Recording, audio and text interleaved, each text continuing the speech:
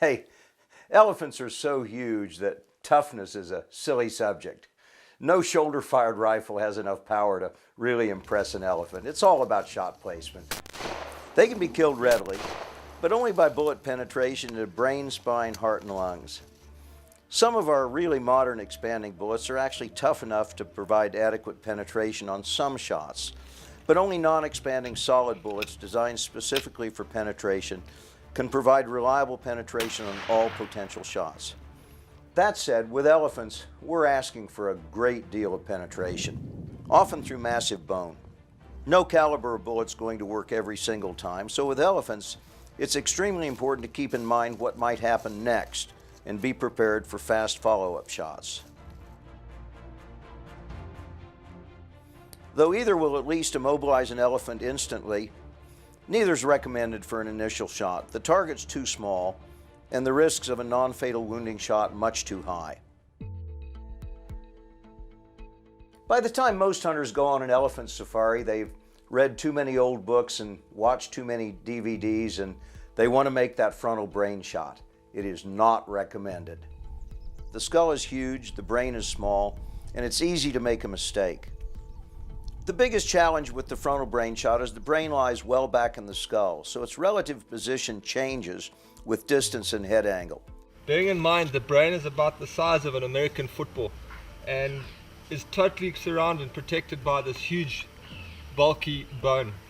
It sits a whole lot lower in the skull than a lot of people believe.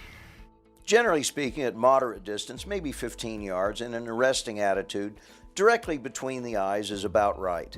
Very close, in the final instant of a charge, the elephant will drop its head, so center of the forehead is more correct.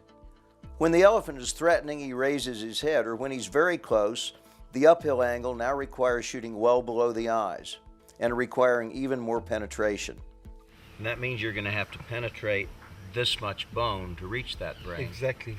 As the elephant gets closer to you and his head goes down, so your point of entry of your shot becomes higher and higher and less bone to go through.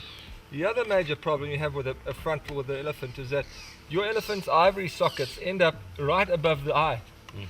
And depending on the size of the bull, you've got anything from 22 to 26 inches of ivory in the head. And any slight side shot, undoubtedly the hunter ends up hitting the ivory and damaging the ivory. It's not true that a near miss to the brain will always stun an elephant. Sometimes, but don't count on it. This is where you have that honeycomb bone that they talk about that just soaks up the shock, right? If someone puts a shot through the honeycomb, Craig, undoubtedly the elephant will walk away. It's not going to go down. The most likely result of a failed brain shot is that, absent rapid follow-up shots, that elephant will never be seen again. However, despite the most careful maneuvering to get into position, the elephant ultimately decides what shot angle is offered. If an elephant senses something amiss, it'll often confront the threat, which means a frontal brain shot will be offered. Avoid it if you can, but study it hard. The brain lies at the center of the broomstick, so while external aiming point changes with head attitude and distance, aiming to break that broomstick is always the right shooting solution. If the frontal brain shot is successful, the back legs usually collapse first and the elephant is down so fast that he literally falls out from under the recoil of the rifle. If the brain shot fails, things happen just as fast, but you should instantly recognize that you've flubbed and you have to shoot again immediately and more accurately.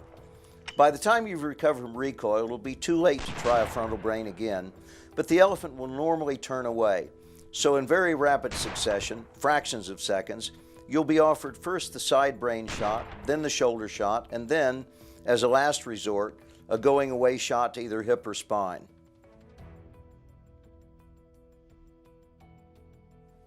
Although still not recommended for first-time elephant hunters, the side brain shot is much easier to visualize than the frontal brain, and it's just as deadly.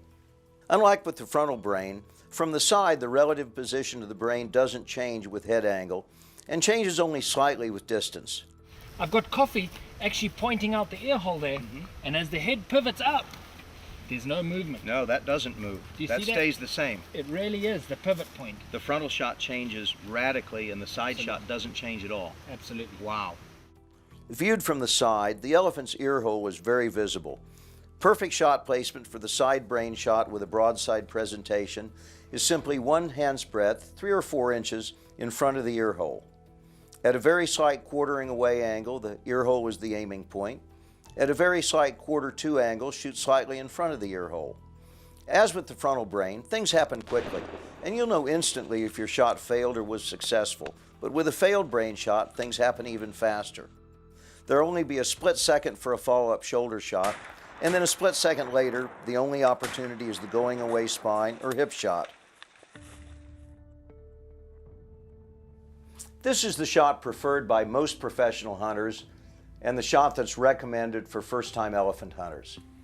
The target's huge, the aiming point's clear, and if properly executed, the result is certain. The shoulder heart shot is not as dramatic as the brain shot. An elephant so hit can be expected to run 50 to possibly 200 yards, but losing an elephant to even a marginal chest cavity shot is extremely unlikely.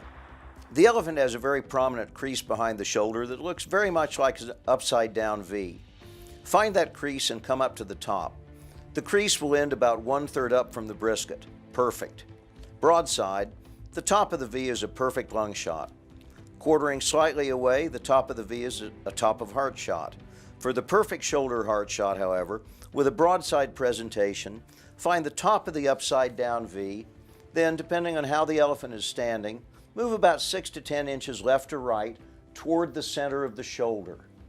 A hit slightly higher back will still be solidly in the lungs, but it's important to stay below the horizontal halfway point. Such a hit should be quickly fatal, but the elephant is going to run, and you can't be certain of either shot placement or bullet performance, so follow up that first shot if you possibly can.